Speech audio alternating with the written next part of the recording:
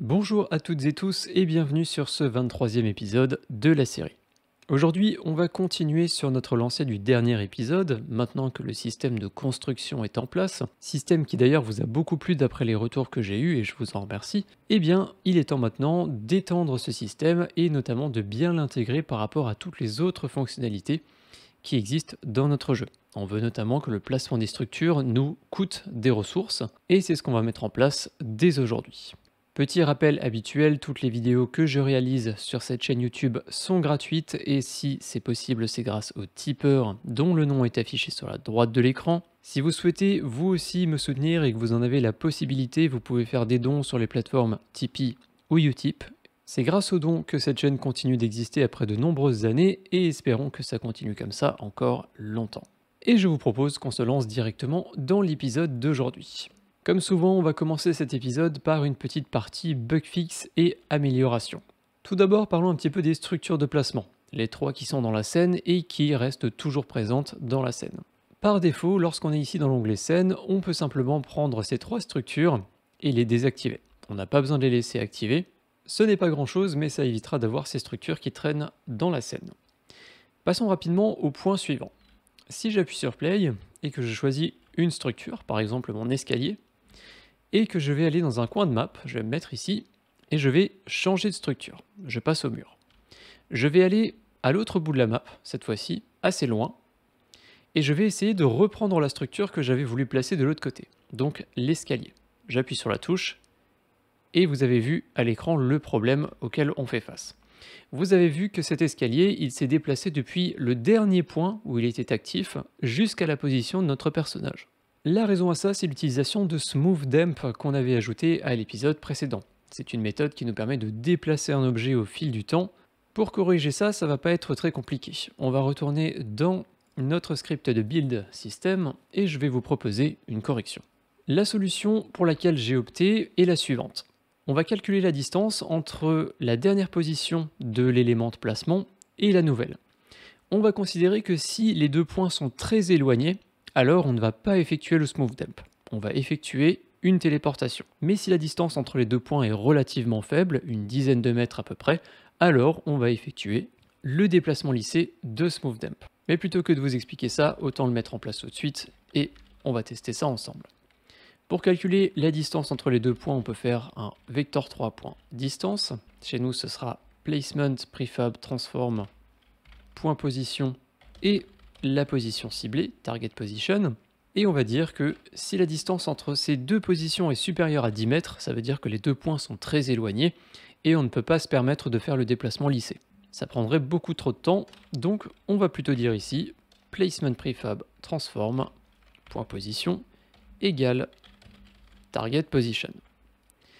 Et on va faire un else, en disant donc que si les deux positions sont à moins de 10 mètres, alors on va faire le fonctionnement qu'on avait avant, avec donc le déplacement lissé.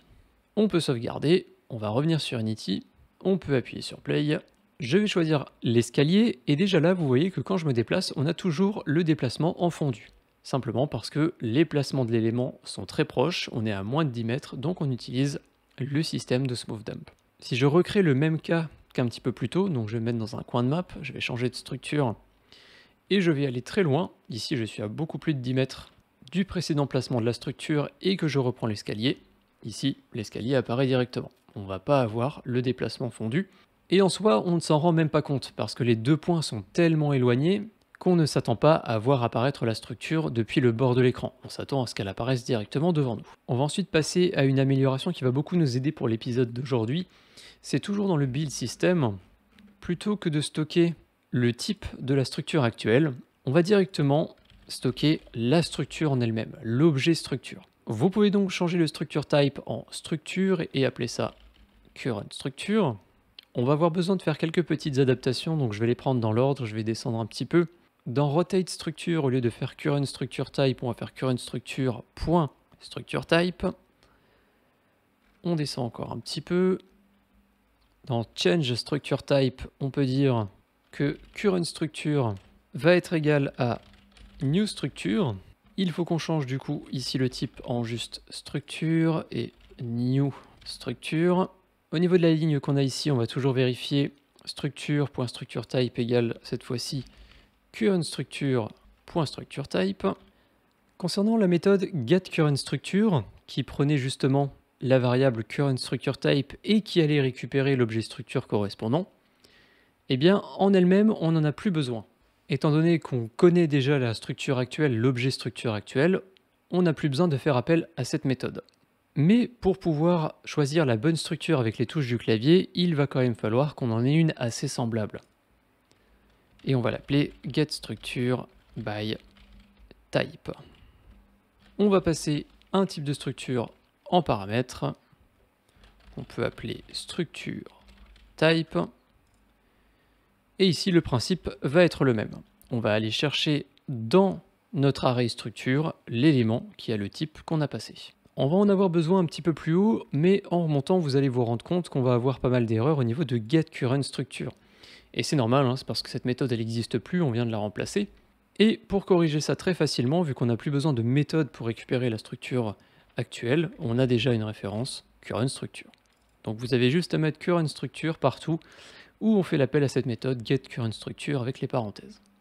Donc il y en a pas mal, on va le faire en remontant dans le script, on remplace tout ça par currentStructure. Ici on a une ligne particulièrement longue qui l'utilise 3 fois, et un petit peu plus haut encore dans fixedUpdate, on l'a une fois, juste ici. Il nous reste 3 petites erreurs à gérer, c'est celle dans la voidUpdate, parce qu'ici on demande à changer le type de structure, mais cette méthode elle prend un argument de type structure et non pas un type de structure. On va donc pouvoir utiliser la méthode qu'on vient d'adapter, getStructureByType, et on peut passer entre parenthèses le type.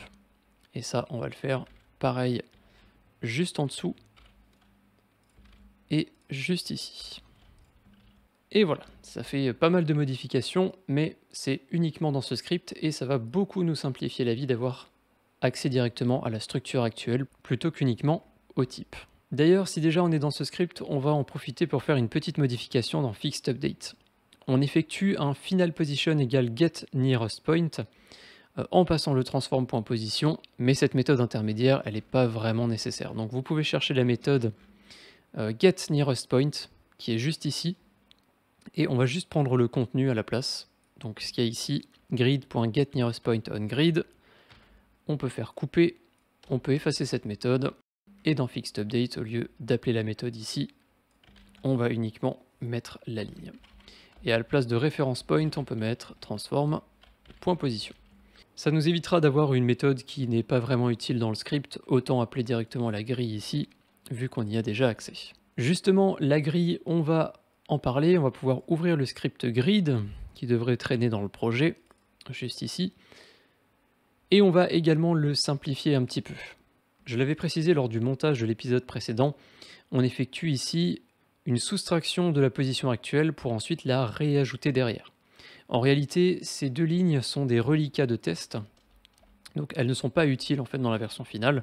Vous pouvez simplement retirer ces deux lignes, et ici on utilise une variable intermédiaire result qui pareil n'a pas vraiment d'intérêt. On peut prendre le contenu, donc le new vector 3, et le mettre ici directement au niveau de return, et supprimer du coup cette ligne aussi. De cette manière, le script grid est déjà beaucoup plus simple à comprendre.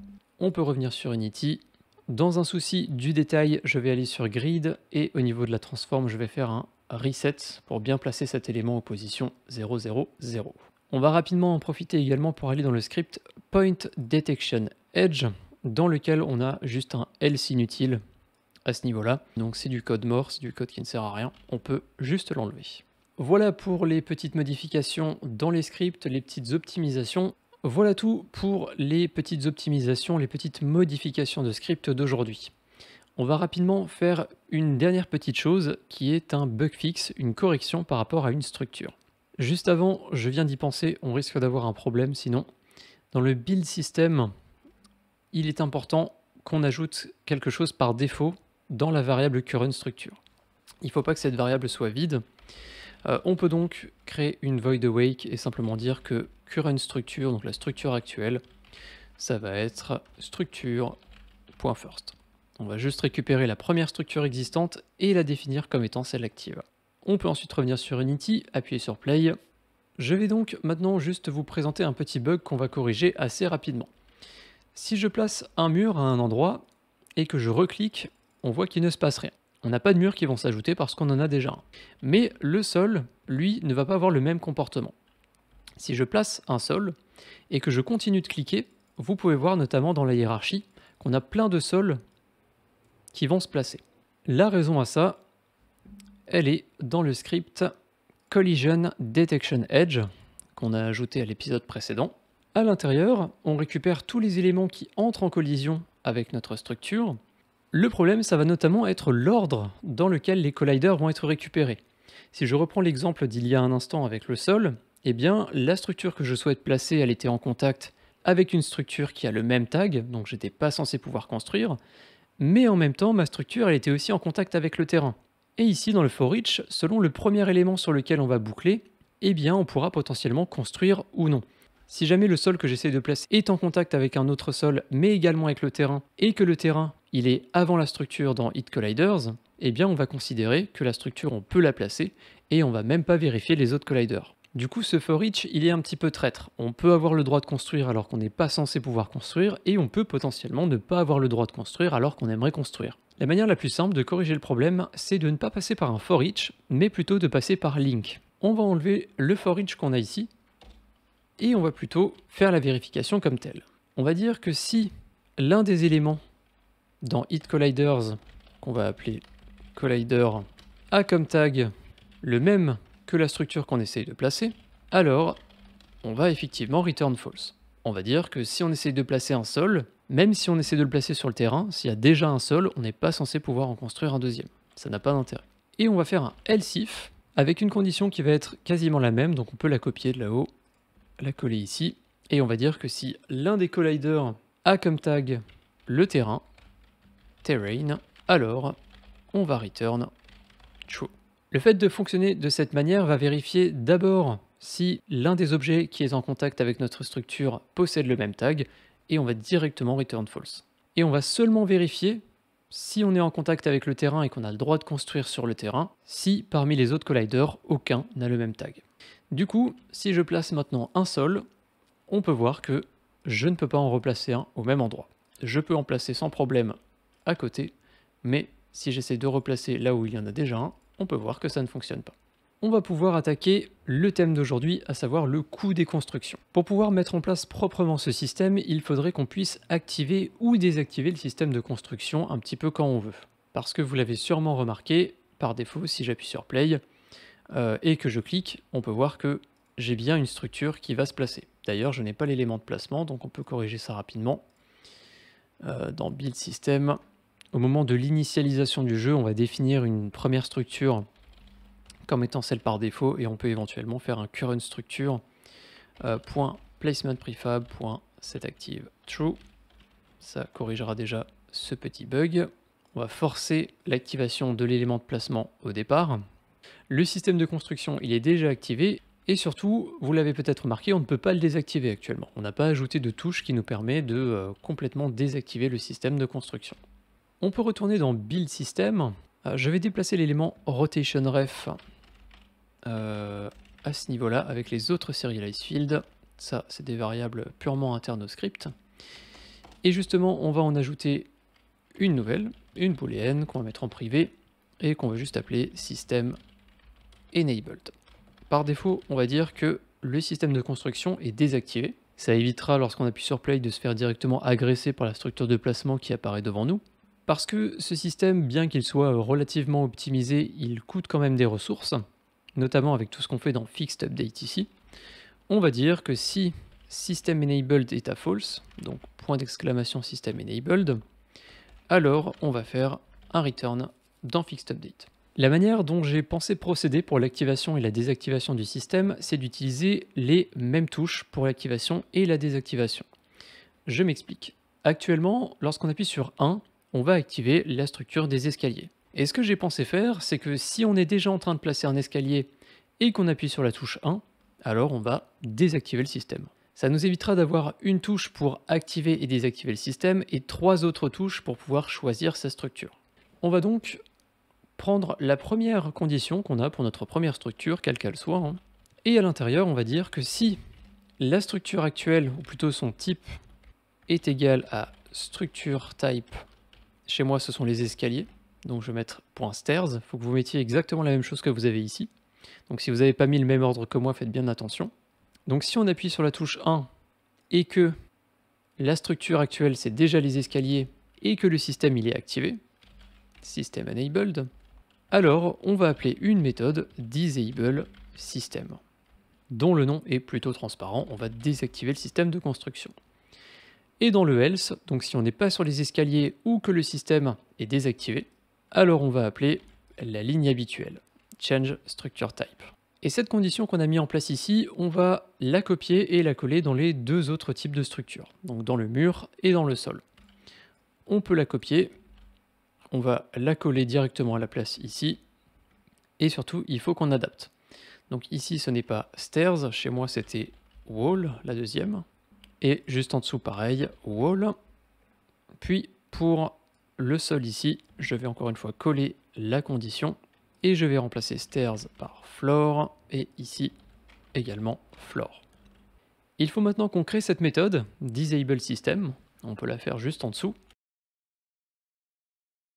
Et à l'intérieur, en soi, on n'a pas grand chose à faire. On va dire que system enable forcément va passer à false, et il faut qu'on désactive le visuel de la structure de placement actuelle.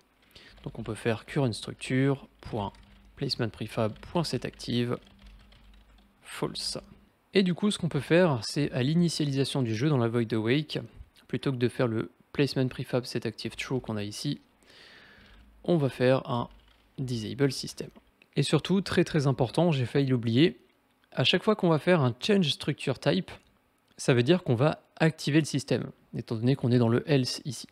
Donc dans la méthode change structure type, qui est un petit peu plus bas, surtout il ne faut pas oublier de dire que system enabled va être à true.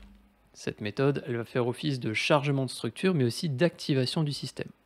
Et également, pour éviter de vous faire perdre votre temps, vous pouvez monter un petit peu, et on va corriger d'avance un bug que j'ai vu pendant mes tests. C'est au niveau de la condition qui nous permet de construire l'élément. Ici on dit qu'on doit appuyer sur le clic gauche, on doit pouvoir construire et l'élément doit être bien en place, mais il faut également que le système soit activé. On peut revenir sur Unity et on va enfin tester ça. Si j'appuie sur Play, on ne devrait pas avoir de structure de placement qui nous suive par défaut. Si je fais des clics gauche, il n'y a rien qui y apparaît. Si j'appuie sur 1, j'ai bien ma structure d'escalier qui apparaît, je peux la placer autant que je veux. Si je rappuie sur 1, la structure est censée disparaître, et si je fais des clics gauche, on ne devrait rien construire. Donc là, le système il est bien désactivé. Donc on va maintenant pouvoir activer et désactiver le système en utilisant la même touche que celle attribuée à la structure actuelle. Allez, on peut passer maintenant au sujet principal de la vidéo, à savoir ajouter un coût à nos structures. Pour faire ça, on va pouvoir revenir dans notre script build system, et c'est notamment au niveau de l'objet structure que on va ajouter la possibilité d'avoir le coût. Je précise que tout ce qu'on va faire à partir de maintenant va beaucoup ressembler au système de craft qu'on a mis en place il y a pas si longtemps que ça. Donc on va pouvoir effectuer une action, avant c'était créer quelque chose, ici ça va être construire quelque chose, mais toujours selon les mêmes règles. On doit avoir certaines ressources dans l'inventaire, on va les afficher en vert ou en rouge à notre joueur s'il les a ou qu'il ne les a pas. On va déduire ces ressources au moment de la construction. Bref, le système de coût qu'on va mettre en place va beaucoup ressembler au système de craft. Donc je précise d'avance que je vais aller assez vite sur cette partie parce que c'est vraiment des choses qu'on a déjà vues. Dans notre objet structure, donc, on va pouvoir ajouter une nouvelle variable de type item in inventory. Peut-être que ça vous dit quelque chose, on va aller voir cet objet dans un instant. Ça va être une array parce que les coûts de nos structures peuvent être composés de différents éléments et de différentes quantités. Et on peut nommer cette variable resources cost par exemple, donc le coût en ressources. Si comme moi vous utilisez Visual Studio, vous pouvez faire CTRL plus clic gauche sur item in inventory et ça va vous ouvrir justement le script inventory. Dans notre script inventory, on a donc une classe, un objet item in inventory qui est composé de deux éléments. Item data, donc un item, et une int qui s'appelle count, qui va représenter donc un montant. Et c'est ce même objet qu'on avait utilisé pour le système de craft. Si on revient dans build system, qu'on sauvegarde, et qu'on revient sur Unity, On va pouvoir se rendre au niveau de notre objet build system et du script du même nom, et on va voir maintenant que dans les structures, pour chaque élément, on a une nouvelle array qui est apparue, resources cost, qu'on va pouvoir ouvrir. Et on va pouvoir définir pour chacune de nos structures quel va être son coût. Par exemple, pour le mur ici, je vais dire que je vais avoir besoin que d'une seule ressource, d'un seul type de ressource. Donc ça va me créer un élément 0. Et à l'intérieur, je vais pouvoir dire quel est l'item dont je vais avoir besoin pour créer ce mur. Je vais choisir woodlog, je vais dire que je vais avoir besoin de bois. Et je peux dire ensuite combien de bois je vais avoir besoin pour créer cette structure. Par exemple, pour le mur, moi je vais dire que j'ai besoin de 2 bois. Je peux passer à l'élément suivant, les escaliers. Dans Resources Cost, ici je vais mettre 2 parce que je veux qu'il y ait 2 éléments différents qui soient nécessaires pour construire un escalier. Le premier, ça va être woodlog de nouveau. Je vais dire que je vais avoir besoin de un bout de bois. Et je vais avoir besoin d'un autre élément qui va être par exemple stone. Je vais avoir besoin d'une pierre. Et vous allez donc pouvoir ajouter ça voilà, sur chacune de vos ressources. Et le dernier, pour le sol, je vais dire que je n'ai besoin que d'un élément, et ça va être du bois et une seule unité. Chez moi, c'est bon, j'ai bien tout renseigné, et on va donc pouvoir passer à la suite du système. On va faire en sorte que dans notre canvas, donc vous pouvez le sélectionner, on appuie sur F pour faire un focus, je vais passer en mode 2D aussi. Et je disais donc, on va faire pour notre système de construction la même chose que pour notre inventaire ou notre système de craft. Vous pouvez donc faire un clic droit sur Canvas, UI, on va créer une image. Cette image, elle aura comme source la texture panel qu'on utilise déjà pour nos autres panneaux. Vous pouvez augmenter un petit peu sa hauteur, on va mettre 120 dans un premier temps. La largeur va automatiquement s'adapter tout à l'heure, donc pas besoin de la modifier, pour l'instant juste la hauteur. Et vous pouvez placer cet élément à peu près où vous voulez, ce sera un panel à l'horizontale. On va renommer cet élément en building panel. On va lui ajouter quelques components, notamment un horizontal layout group. Je vous donne directement les paramètres que moi j'ai utilisés pendant mes tests et qui fonctionnent plutôt bien. J'avais mis en padding ici, donc en marge, 11 sur le côté gauche et 11 sur le côté droit. L'alignement des enfants, on va le faire au centre et au milieu. On va désactiver le Child Force Expand et on va utiliser le Use Child Scale sur la largeur et sur la hauteur. Maintenant qu'on a le parent, le contenant, on va ajouter le contenu. On peut faire un clic droit sur Building Panel. On va créer un nouvel élément de UI, toujours une image, qu'on peut appeler Building Required Element. On peut changer l'image par notre slot tout simple qui est vide. Et on va surtout ajouter un component de type Layout Element. On va définir une largeur et une hauteur personnalisée, ou préférée plutôt. On va laisser à 100. Et petit oubli de ma part, on va revenir sur le Building Panel, donc sur le parent. Et j'ai oublié d'ajouter un component qui est le Content Size Fitter. En Horizontal Fit, on peut mettre Preferred Size. Et du coup, vous devriez voir à peu près la même chose que moi à l'écran. Tout devrait maintenant bien s'aligner. Et si je sélectionne à l'intérieur le Building Required Element et que je fais CTRL-D pour le dupliquer, on devrait voir une sorte de barre horizontale s'adapter au contenu. Alors, je vais supprimer toutes ces duplications que j'ai ajoutées. Je ne vais en garder qu'une seule pour l'instant, qu'un seul élément Building Required Element. On va compléter un petit peu cet objet. On va lui ajouter 2 enfants. On peut faire un clic droit, UI. On va ajouter dans un premier temps une image. Dont on ne va pas changer le nom, on peut laisser image, ce sera suffisant. Et je vais adapter un petit peu la largeur et la hauteur, je vais mettre à 80-80. Et pour avoir une idée de ce à quoi ça va ressembler dans le résultat final, dans Source Image, vous pouvez sélectionner n'importe quel item existant, par exemple moi je vais prendre le casque. Cette image sera évidemment dynamique selon les ressources nécessaires.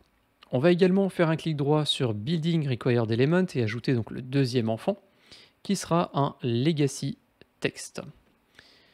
Ce texte, on peut modifier sa taille pour qu'elle soit égale à celle de l'image, donc 80 par 80, et on l'aligne bien avec l'image. L'alignement du texte, je vais le mettre à droite et en bas. En texte, on peut mettre par exemple 10, juste pour avoir une idée. Je vais changer la couleur, je vais mettre ça plutôt en blanc, et je vais augmenter légèrement le font size à quelque chose comme 22. Voilà, on a maintenant un bon exemple de ce à quoi ressemblera cette barre de ressources nécessaires pour les structures. Cet élément, Building Required Element, on va en créer une prefab, étant donné que c'est un élément qu'on va devoir faire apparaître un certain nombre de fois un petit peu plus tard. Donc on peut aller dans le dossier prefab, UI, on va créer un nouveau dossier qu'on peut appeler Building System, et on peut faire un glisser-déposer à l'intérieur de Building Required Element. Et pour rendre ça dynamique, évidemment, on va aller dans notre script Build System, vu que c'est lui qui est responsable de tout le système de construction de structure. On va revenir tout en haut. On va devoir ajouter quelques variables, mais pour rendre ça un peu plus clair, je vais créer d'abord un header. Je vais appeler configuration pour les variables actuelles. Et juste avant toutes les variables qui sont ici paquets et internes au script, je vais ajouter un autre header que je vais appeler UI References. On va avoir besoin dans un premier temps de deux variables, une première privée de type transform et qui va faire référence au panel du système de craft, donc au parent. Build system panel ou UI panel peut-être. Ça nous permettra d'y avoir facilement accès pour faire apparaître les éléments requis à l'intérieur, mais aussi pour désactiver le UI du système. L'autre variable dont on va avoir besoin, c'est un GameObject, et c'est donc le fameux required item qu'on vient de créer. Alors je l'ai appelé building required element, on peut l'appeler pareil, building required element. Maintenant, à chaque fois qu'on va changer de structure, qu'on va activer une structure qu'on souhaiterait placer, il faut qu'on mette à jour à l'écran le visuel des coûts.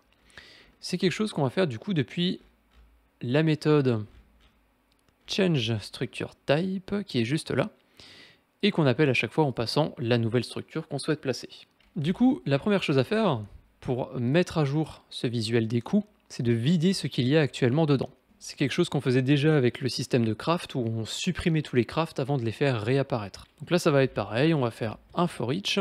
On va dire que pour chaque transform qu'on va appeler child dans build system UI panel, eh bien on va faire un destroy de ce child. Et maintenant qu'on a vidé les coûts qui restaient de la structure précédente, on va ajouter les coûts de la structure à placer. Et là ça va être un peu pareil, on va faire un for each. On va dire que pour chaque, cette fois-ci, item in inventory, qu'on peut appeler ressources, ou peut-être required resource pour que ce soit un peu plus clair, dans currentStructure.resourcesCost, alors on va faire apparaître le building required element et on précise le parent qui va être du coup le build system UI panel. Avec ça, on va donc faire apparaître ici, dans le building panel, le bon nombre d'éléments correspondant aux ressources nécessaires. Donc si on a besoin de 2 ressources, on fera apparaître 2 cases. Si on a besoin d'une ressource, on fera apparaître qu'une case. On pourrait déjà le tester, mais il n'y a pas grand chose à voir, donc je vous propose de passer à la suite. On va revenir sur Unity, prendre le building required element et lui ajouter un nouveau script qui aura comme nom le même que cet objet, building required element. Comme ça, au moins c'est clair. On peut l'ouvrir, vous pouvez double-cliquer dessus, et ce script, il va surtout être responsable de mettre à jour le visuel et la quantité qu'on a ajoutée ici, donc l'image et le texte. Et on fera ça via une méthode publique qu'on va ajouter dans ce script. Donc commençons par ajouter les variables nécessaires. Déjà, on a besoin d'accéder à l'image. Pour ça, il faut qu'on fasse un Unity Engine.ui, vu qu'on travaille avec le UI. On peut l'appeler item image. On va ajouter une autre variable, et là je vais faire du copier-coller pour aller plus vite, qui va être de type texte, qu'on peut appeler item cost. En soi, on aura également besoin d'accéder à ce component image, celui du slot, pour pouvoir notamment changer sa couleur, pour le mettre en rouge pour dire qu'on n'a pas l'élément nécessaire, ou en vert pour dire qu'on a l'élément nécessaire, ce qui veut dire qu'on aura également besoin d'accéder à une autre image qu'on peut appeler slot image. Puis comme je vous le disais, on va créer surtout une méthode publique qu'on va appeler setup, à laquelle on va passer un élément de type item in inventory, qu'on peut appeler ressource required, et à l'intérieur, on va juste mettre à jour le visuel, donc item image va être égal à resource required itemdata.visual et c'est le sprite de item image plus précisément. Et pour le texte, ça va être item cost.text égale ressource required.count.toString. Vu que count est une int, il ne nous reste plus qu'à appeler setup au moment où on fait apparaître l'objet qui porte ce script, donc le building required element. Ça, on va le faire depuis build system. Donc ici, on fait un instantiate. On peut stocker ça dans un game object, required element go pour game object. Et ensuite, on va récupérer sur required element game object le component building required element et on va appeler dessus le setup.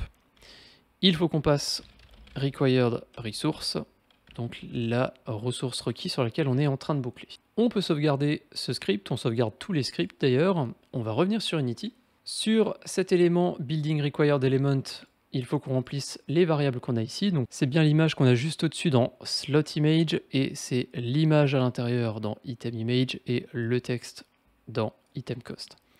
Donc faites attention à ne pas vous tromper, refaites un override apply all et également il ne faut pas oublier dans la caméra sur le build system de remplir ici build system UI panel qui est du coup le building panel et building required element c'est la préfab qui se trouve dans UI building system. Je me suis rendu compte que j'ai fait un petit oubli dans build system. Ici on fait un destroy child mais on ne peut pas détruire une transform donc c'est child.gameObject. Je suis allé un petit peu vite sur cette partie. On peut appuyer sur play et on va enfin pouvoir tester. Par défaut, j'ai mon élément de placeholder, donc ça c'est tout à fait normal, ça va être dynamique. Si jamais par exemple, on passe sur les escaliers. Là, on peut voir qu'on a bien deux éléments dans notre barre horizontale. On dit qu'on a besoin d'un bois et d'une pierre. Si je passe sur un autre élément, le mur, on me demande deux bois, et si je passe sur le sol, un bois. Donc c'est effectivement les ressources que moi j'avais définies pour chacune des structures. Et du coup maintenant c'est dynamique, à chaque fois qu'on change de structure, on a le coût en bas qui va changer. Donc c'est pas trop mal ce qu'on a fait, maintenant il va falloir qu'on aille un petit peu plus loin. Ces ressources en bas de l'écran, il faut qu'on les affiche en vert ou en rouge pour indiquer au joueur s'il les a ou non dans son inventaire. On peut arrêter le mode play, et pour faire ça, on va revenir dans notre script building required element, toujours dans notre méthode setup. La première chose à faire, ça va être de vérifier si dans l'inventaire, on a l'élément requis, donc celui qui est en fait le resource required qu'on a passé ici. Donc l'item data, et surtout, est-ce qu'on l'a assez de fois.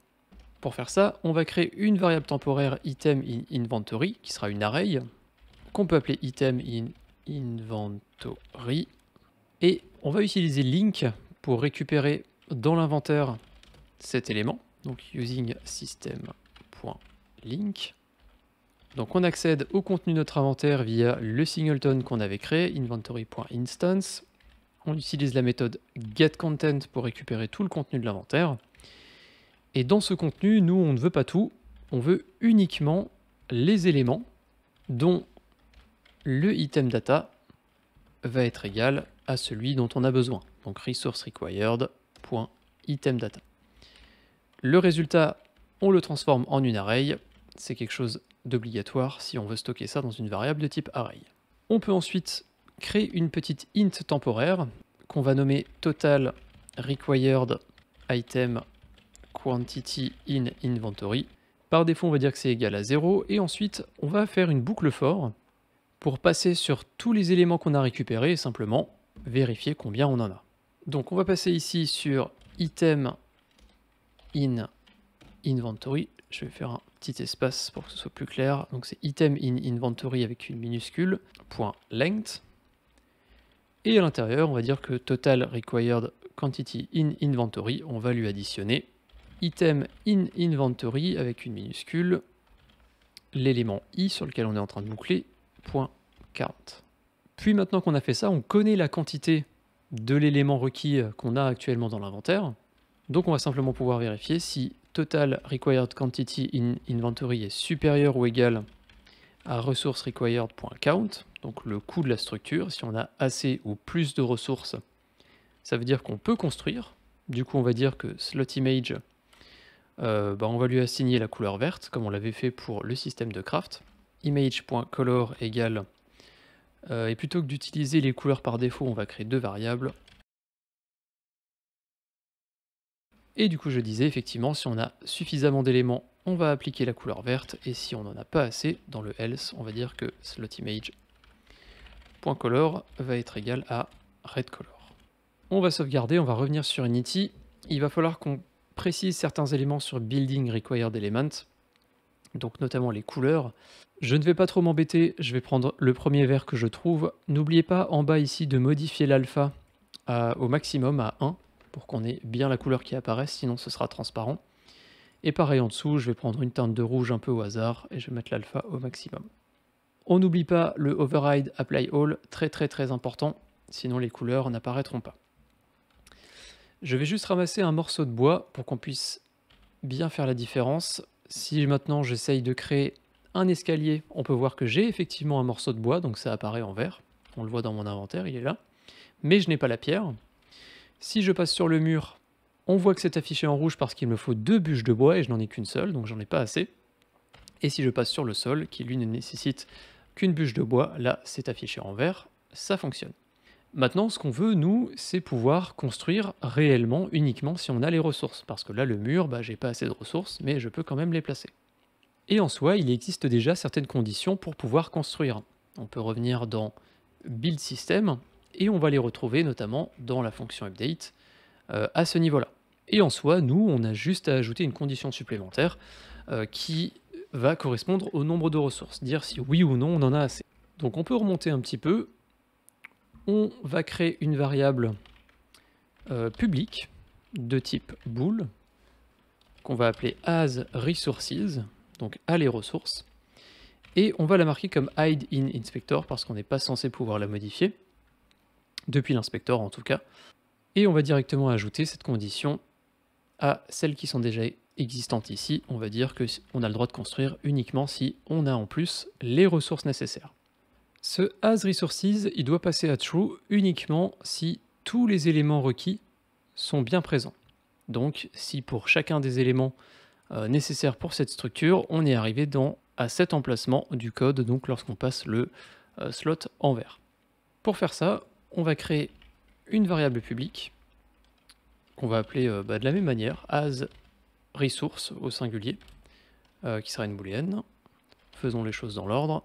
Et par défaut, on va dire qu'elle est à false.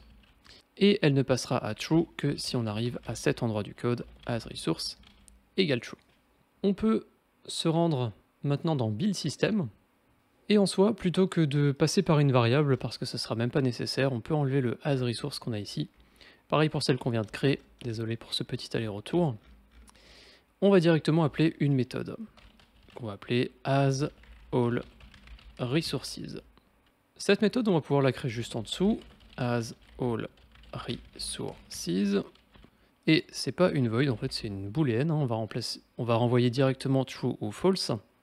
Et la manière dont on va procéder, alors on peut faire ça vraiment de plusieurs moyens différents. La technique que moi j'ai utilisée, c'est de récupérer en fait tous les scripts building required element qui existent dans la scène, et on va vérifier si tous, sans exception, ont bien le asResource à true, ce qui veut dire qu'on a le droit de construire. S'il y en a un qui est à false, ou plusieurs, eh bien ça veut dire qu'on n'aura pas le droit de construire, parce qu'il manque au moins une ressource. Donc mettons ça en place, on pourra toujours améliorer plus tard. Je vais créer une array de type building required element, que je vais appeler required elements, et ça va être égal à GameObject.find objects of type. J'insiste sur le objects avec un S, parce qu'on veut récupérer tous les éléments de type building required element. On va tous les stocker à l'intérieur de required element. Et ensuite, on va utiliser link pour vérifier si tous ces éléments ont bien les ressources. Donc nous, on va simplement pouvoir faire un return de required elements.all. On va dire required elements flèche required element au singulier, du coup pour les deux, .asResource, et on va renvoyer ça directement. Cette requête link, elle va vérifier que tous les éléments required element ont bien asResource. Si c'est le cas, on envoie true, ce qui veut dire qu'on a toutes les ressources, et sinon, on enverra false. On peut sauvegarder, revenir sur Unity et on va tester ça. Et du coup, par défaut, si je prends par exemple mon escalier, je ne devrais pas pouvoir le construire. Je fais des clics gauche et là, ça ne fonctionne pas. Alors l'escalier est toujours affiché en bleu, ça on le modifiera tout à l'heure, on l'affichera en rouge également si on n'a pas les ressources. Mais en tout cas, si je clique, ça ne fonctionne pas. Pareil pour le mur, pareil pour le sol, parce qu'il me manque des ressources.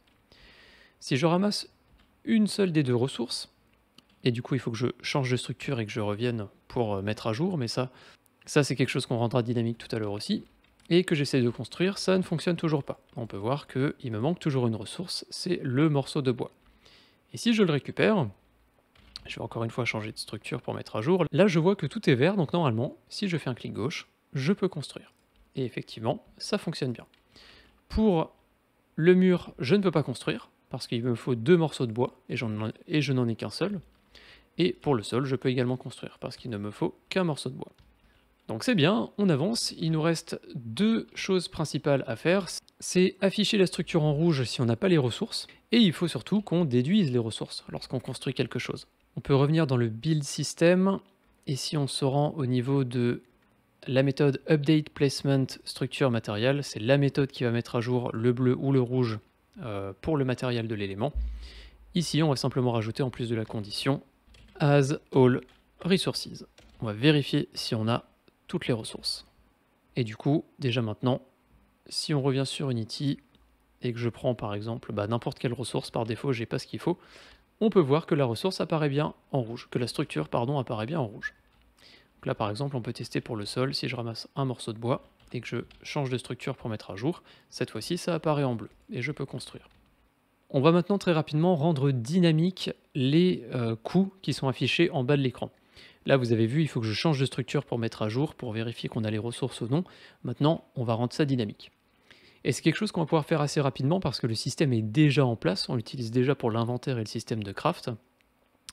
Donc vous pouvez notamment vous rendre sur votre script inventory, et à l'intérieur, nous avons une méthode qui s'appelle refresh content, qui va mettre à jour les visuels des items qu'on a dans l'inventaire, mais qui va également mettre à jour les visuels des équipements et du système de craft. Et ici, on va vraiment fonctionner de la même manière. Donc tout en haut, on peut ajouter une référence à notre système build system, qu'on peut appeler build system. Et pareil, tout en bas, on va dans refresh content et on va faire build system avec une minuscule. Et comme pour les 2 lignes en haut, on va faire un update displayed costs au pluriel. Méthode qu'on va créer dans un instant, vous pouvez copier le nom pour être sûr de ne pas faire de faute. On va revenir dans build system, on peut créer cette méthode, alors je vais la créer tout en bas, ça n'a pas vraiment d'importance. Il faut la mettre en public, important, vu qu'on l'appelle depuis une autre classe. Et le contenu de cette méthode, on l'a déjà écrit en fait. C'est ce qu'il y a juste au-dessus dans le change structure type. C'est le fait de vider les coûts et de les réajouter pour la bonne structure. Donc les lignes qu'on a ajoutées ici, tout à l'heure, dans change structure type, on peut les couper et les mettre ici à l'intérieur de update displayed cost. Et on va également appeler cette méthode du coup ici, à la place des lignes qu'on a déplacées à la fin de change structure type. Sauvegardez bien tous vos scripts. On peut revenir sur Unity. Dans le script inventory, il ne faut pas oublier en haut maintenant de renseigner le build system. Donc on peut glisser déposer build system ici. On peut appuyer sur play et on devrait maintenant avoir les ressources qui sont dynamiques. Donc par exemple, si je prends le sol et que je ramasse un morceau de bois, on peut voir automatiquement que la ressource elle est passée en vert. Ça se met bien à jour dynamiquement. Il ne nous reste plus qu'à retirer du coup la ressource qu'on a utilisée pour construire. On va revenir dans Build System. On va remonter un petit peu dans la Void Update et la ligne qu'on utilise ici pour faire apparaître la structure, on va la déplacer. Donc on peut faire couper. On va créer une autre méthode en dessous pour rendre ça un peu plus clair parce qu'on va devoir y faire d'autres choses. On va l'appeler Build Structure. On peut coller la ligne qu'on a déplacée et on appelle du coup Build Structure ici dans notre multi-condition. Et ici, en plus de faire apparaître du coup le visuel de l'élément à faire apparaître, on va retirer les ressources de l'inventaire. Pour ça, on va créer une première boucle for sur laquelle on va passer sur currentStructure.resourceCost.length, donc pour chaque élément de coût. Et à l'intérieur de chacun de ces éléments, on va créer une autre boucle for. On va remplacer le i par y. Et cette fois-ci, on va passer sur currentStructure.resourceCost.count pour retirer à chaque fois un élément pour chaque quantité à retirer. Et là, on peut faire un inventory.instance.removeItem. Et oui, on a déjà tout qui est fait parce qu'on y avait pensé à l'avance. Et on va passer currentStructure.resourceCost i.itemData. Et du coup, de cette manière, on va retirer le nombre d'éléments nécessaires pour la construction de cette structure. Et dans removeItem, on fait déjà un appel à refreshContent. Du coup, automatiquement, tout devrait bien se mettre à jour dynamiquement. Très rapidement, pour éviter l'aller-retour dans DisableSystem, lorsqu'on désactive le système de construction, on va également en profiter pour cacher le panel qu'on a ici en bas de l'écran pour les coûts. Donc on peut faire un build systemUIPanel.GameObject.setActive false. Et il ne faut pas oublier du coup de le réafficher, on peut copier cette ligne et dans le change structure type qui est appelé du coup lorsqu'on ouvre le système, lorsqu'on active le système de construction, on peut coller la ligne et faire true, donc la ligne inverse. On va pouvoir aller tester très rapidement, on va revenir sur Unity, on peut appuyer sur play et du coup par défaut le système il est bien désactivé. Si j'appuie sur 1 pour fabriquer une structure, j'ai bien les coûts qui apparaissent et la structure. Ça devrait se mettre à jour en temps réel. Je ramasse un bois, j'ai toujours pas le droit de construire. Je ramasse la pierre, j'ai le droit de construire, j'ai tout ce qu'il faut. Et si je construis, les ressources sont bien retirées de mon inventaire. Et on m'affiche en bas que je n'ai plus les ressources et du coup, je ne peux plus construire. Et nous avons donc maintenant fait le tour de cette vidéo. Ça y est, les structures qu'on peut mettre en place ont maintenant un coût et le joueur n'a plus la possibilité d'en placer à l'infini. J'espère que cette vidéo vous aura été utile et vous aura plu. On a la possibilité d'améliorer encore et encore ce système de construction pour ajouter vraiment plein de choses, mais cette fois-ci, ce sera à vous de le faire. Au prochain épisode, on parlera sans doute de la mise en place d'un niveau. Je vous montrerai un petit peu les outils qui sont à notre disposition sur Unity et les autres solutions qui s'offrent à nous pour créer des niveaux un petit peu plus jolis que cette zone de test qu'on utilise depuis maintenant 23 épisodes, pardon. Et ce sera donc l'occasion de parler de quelque chose d'un petit peu différent. On ne fera pas vraiment de programmation au prochain épisode, ce sera plus du level design. En attendant, je vous remercie d'avoir regardé cette vidéo. Si vous avez la possibilité et l'envie de me soutenir, vous pouvez le faire sur les plateformes Tipeee et Utip. Les liens sont en description. Un grand merci à tous les tipeurs du mois dernier sans qui cette vidéo n'aurait pas été possible. Leurs noms sont affichés sur la droite de l'écran. Merci à vous tous et je vous dis à très bientôt pour le prochain épisode. Merci et salut.